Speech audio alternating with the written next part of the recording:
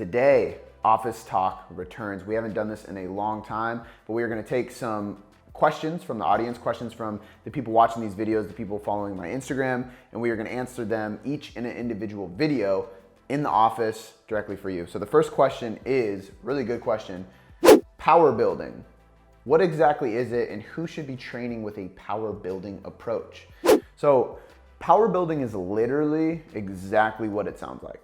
It's powerlifting and bodybuilding put together.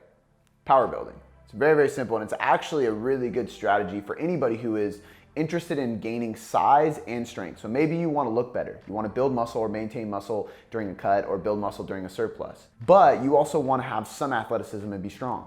Power building is perfect because it's not just powerlifting and it's not just bodybuilding. You get the best of both worlds and you can chase both strength and hypertrophy. One of the best ways to set this up is in an upper-lower split. However, you can really do this with any type of split. So you can do a power building full body split 3 days a week. You can do a power building upper-lower split 4 days a week. You can do a combination of push-pull legs and upper-lower as a 5-day split in power building. So upper-lower, rest, push-pull legs.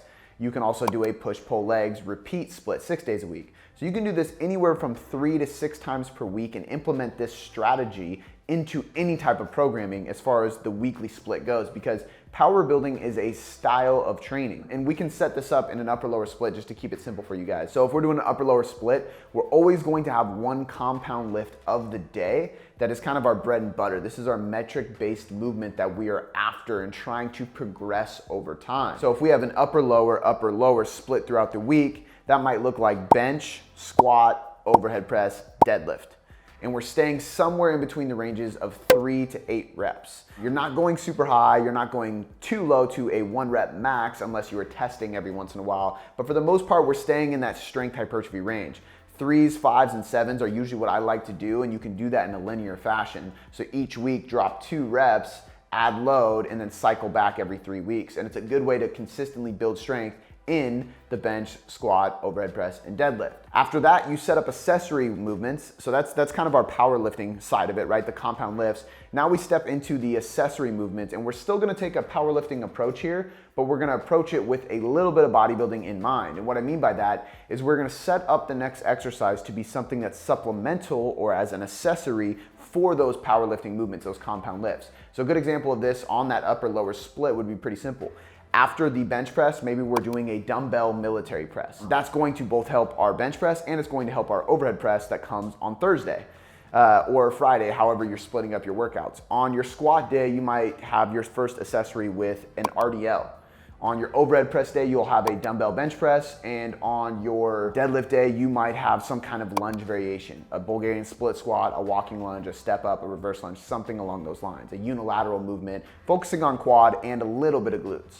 But the point here is simple. We're doing this because in powerlifting, we purposely program accessory movements in order to benefit and progress those compound lifts, but we're doing it with the sense of trying to build muscle. So we're staying in that 6 to 10 rep range, usually using some kind of tempo, for example, on the RDL, a 3 to 5 second negative to really encourage that stretch.